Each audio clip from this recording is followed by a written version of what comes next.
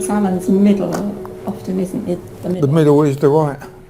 I used to always eat on the right side, but not on the left side. Just leave that. Give her a dinner plate and she'd only eat the vegetables and leave the meat, which is disappointing because I was a cook. So if you start to picture, it can not fit in the paper if it gets over to the left because it hasn't left enough room.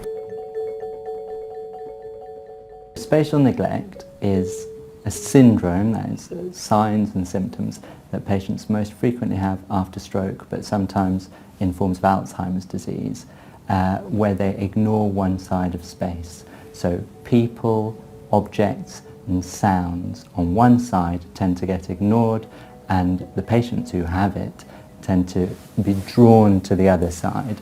And this can extend to things like the food on the plate in front of them. They'll only eat food on this side and then say they're finished.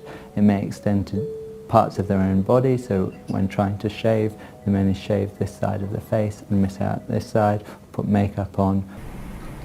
So you can only see from across there? Yeah, from there to there. That's my vision. So what's going on in the other half? Nothing. There's nothing at all? Because often I've come up from this side to give you something. Anybody can creep up my left, I wouldn't know they were there. He doesn't see anything. I can't sense them. So if you just look at me and just point at the finger that moves, okay? Or say both if both. Tell me which finger moves. First one. Yeah. That one. Okay. Yeah. Look at me.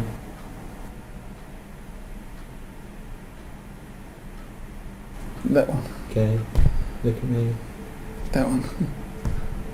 That one. That one. That one. That one. Great. That's fine. They tend not to describe the condition, to be honest.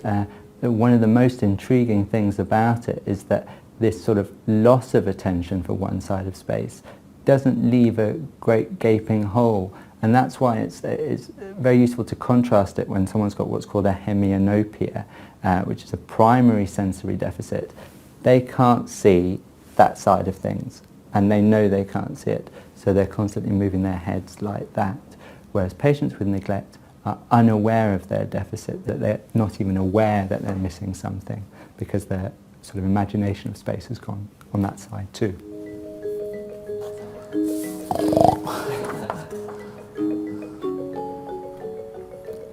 Does he have a name?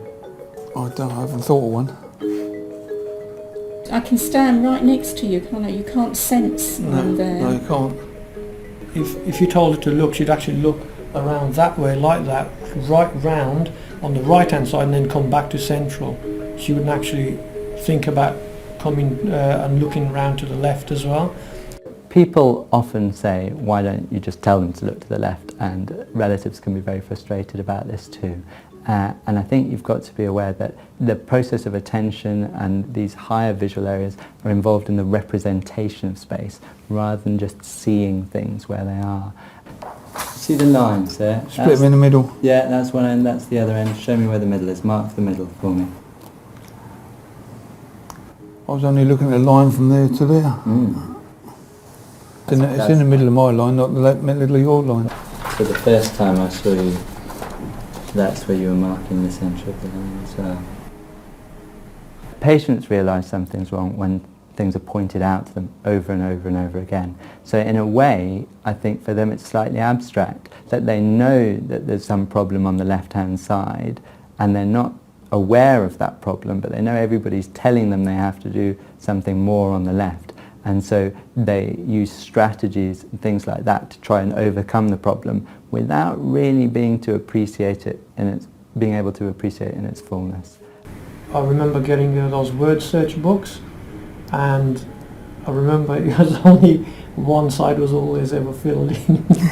Yeah, and then slowly she got better and better at it, because I used to say to her, Colby, you know, I'm not getting value for money here, you're only doing half the page. Yeah, so slowly she learned that, yeah, do the left side first and then come back to the right.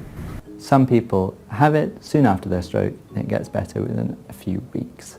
And then another group of people have it long term and learn strategies to overcome it. So if you probe deeply, they still have problems with attention even that bias may go away, but they still have deep problems when trying to find things, and then they also tend not to remember where things are after they've looked at them. They have poor working memory for space as well. So a lot of these deficits don't recover, although people can use strategies to overcome them. Give that a pleat if they find you. That's good.